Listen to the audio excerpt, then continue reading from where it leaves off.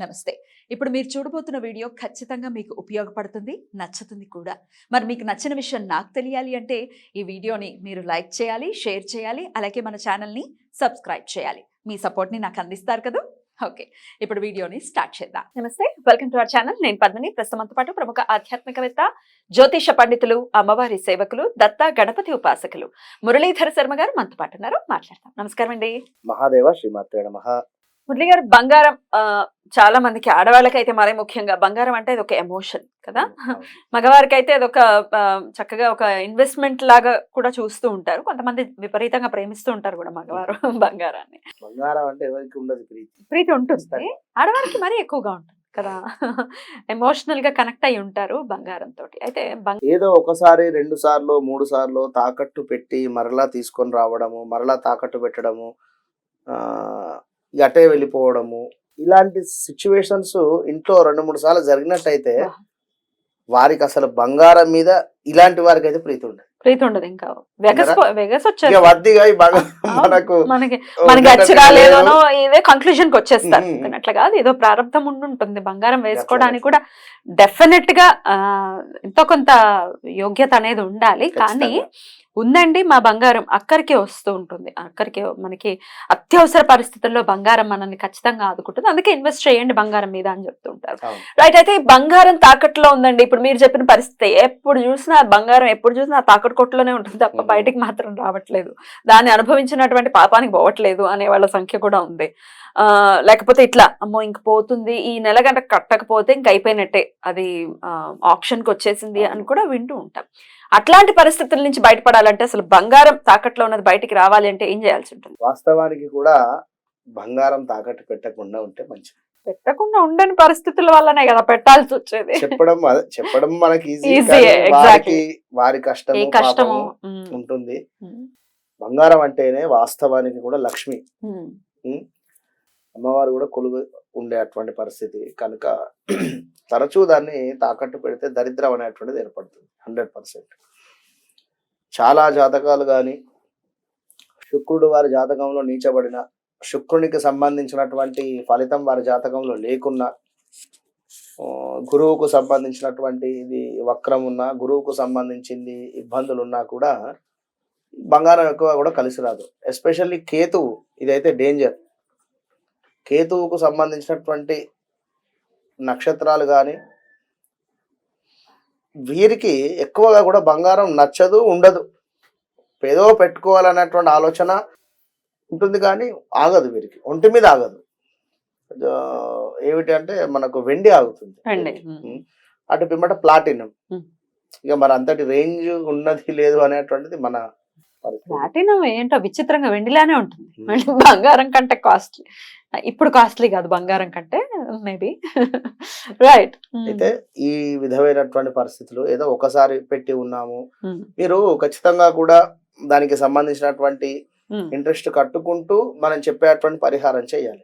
మరి పరిహారము చేసుకుంటూ ఇక నేను ఏం కట్టను అంటే వారికి ఒక టర్మ్ పీరియడ్ అనేది ఉంటుంది అక్కడ. 6 నెలల లేకుంటే 1 ఇయర్ 3 నెలల అనేటువంటిది ఉంటుంది. అది గమనించుకొని ఇప్పుడు మనం చెప్పేటువంటి పరిహారం చేయాలి అంతే. అంటే 9 మంగళవారాలకు సంబంధించినటువంటి పరిహారం ఇది. 9 మంగళవారాలు మీకు ఖచ్చితంగా కూడా కలిసి రావాలి, అడ్డు లేకుండా. 9 మంగళవారాలు కూడా అడ్డు లేకుండా కుదరదు కదా, వస్తుంది అమ్మవారికి అది తప్పకుండా. అట్లాంటి పర్వాలేదు ఉన్నా నెక్స్ట్ కంటిన్యూ చేసుకోవచ్చును.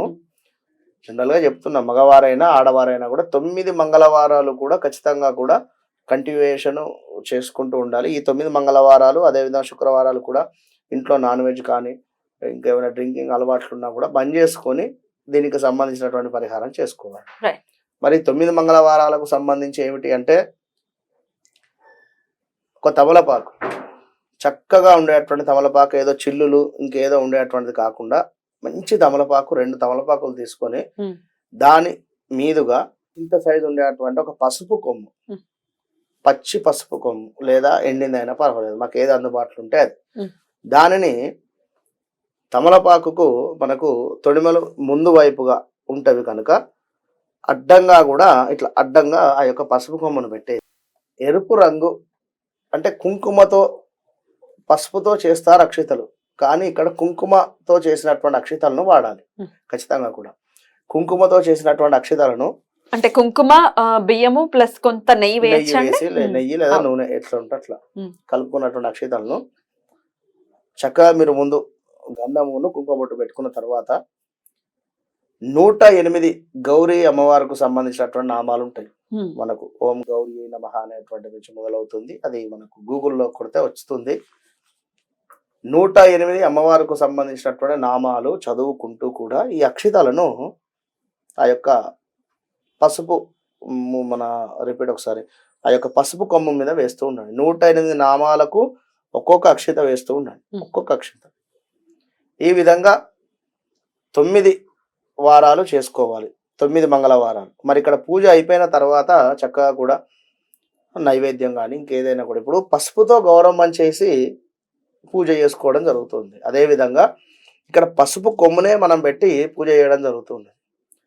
ఈ విధంగా 11 మంగళవారాలు కూడా చేసుకున్న తర్వాత 10వ మంగళవారం రోజు దాన్ని తీసుకొని చక్కగా కూడా ఒక కవర్లో కానీ ఏ విధంగా అయితే ఆ విధంగా కూడా దాన్ని తీసుకొని ప్లేట్లో కానీ ఎక్కడైనా ఆంజనేయ స్వామి దేవాలయం ఉన్నట్టయితే ఆంజనేయ స్వామి దేవాలయం వద్దకు తీసుకొని వెళ్ళి ఆంజనేయ స్వామికి చక్కగా కూడా తమలపాకులతో మాలను చక్కగా కూడా వేసేటువంటి ప్రయత్నం చేసి 108 తమలపాకులతో మాల వేసి 10వ మంగళవారం రోజు మనం ఈ 9 మంగళవారాలు కూడా పూజ చేసుకున్నటువంటి ఈ యొక్క వస్తువులు ఏవైతే ఉన్నాయో పసుపు కొమ్ము అదేవిధంగా ఈ యొక్క తమలపాకు, ఒకవేళ తమలపాకు ఖరాబ్ అవుతుంది అనేటువంటి సందర్భంలో దాన్ని కదిలించండి, పర్వాలేదు.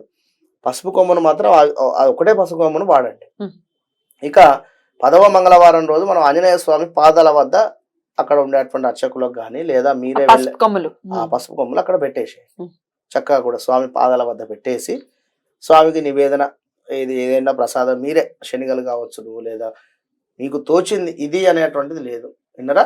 ప్రసాదం కూడా నివేదన చేసిన తర్వాత మీరు ఖచ్చితంగా కూడా 10వ మంగళవారం లోపే ఇది మనకు ఏదైతే ఆంజనేయ స్వామికి నివేదన చేస్తున్నామో ఆ నివేదన చేసేటువంటి సందర్భం లోపే 9 మంగళవారాల లోపే ఏదైనా రిజల్ట్ రావడం జరుగుతుంది.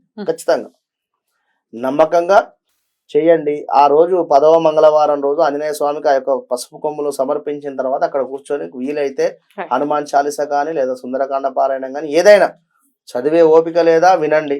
విన్నా అది ఒక రకమైనటువంటి మనకు జపం కిందికే వస్తుంది, తపస్సు కిందికే వస్తుంది. కనుక చదివేటువంటి శక్తి ఉంది, కళ్ళు కనబడుతున్నాయి అనుకుంటే చదవండి. ఒకసారి నోరు తిరగకపోతే ఏం బాధపడదు. రైట్ అండి, చాలా చక్కటి రెమెడీ చెప్పారు. డెఫినెట్ గా ఇది చేసుకుని 9 మంగళవారాలు చాలా చక్కగా నమ్మకంతో చేసుకుని వారి బంగారం తిరిగి రావాలి. అంటే 9 మంగళవారాలు ఎందుకు, మనకు మైత్రేయ ముహూర్తం ఉంది ఆల్రెడీ చెప్తూ ఉన్నాం. ఇంకా వేరే గురు పుష్యమి అనేటువంటిది ఉన్నది. గురు పుష్యమికి సంబంధించినటువంటి యోగం ఉంది. అదే విధంగా ఆదివారం మనకు పుష్యమి నక్షత్రంకు సంబంధించింది తీసుకొని పోయి ఉన్నారు. అంతే, దాని గురించి మర్చిపోండి. లేదు స్థిర లగ్నం పడింది మనకు అక్కడ ఖచ్చితంగా కూడా శనో లేదా బుధుడో లేదా ఇంకేవో గ్రహాలు ఉన్నట్టయితే ఆ చుట్టుపక్కల ఉండేటువంటి పరిస్థితులలో ఎక్కడైనా వెతకండి అని చెప్పి మనం చెప్పవచ్చు. శర లగ్నం అంటే ఖచ్చితంగా కూడా వెళ్ళిపోయింది.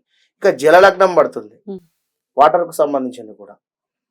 నీళ్ళలో ఎక్కడైనా మోరీ కావచ్చును లేదా బాత్రూమ్స్ కావచ్చు, అక్కడ ఎక్కడైనా తీసి పెట్టారేమో ప్రశ్నని బట్టి మనకు అర్థమవుతుంది. అట్లా చెప్పవచ్చు. రైట్ అండి, పోయిన బంగారం కావచ్చు, తాకట్లో ఉన్న బంగారం కావచ్చు, చక్కగా ఈ రెమెడీని మనం పాటించుకుని డెఫినెట్ గా వారి బంగారం వారికి రావాలని మనస్ఫూర్తిగా కోరుకుంటూ థ్యాంక్ యూ సో మచ్ అండి. నమస్తే.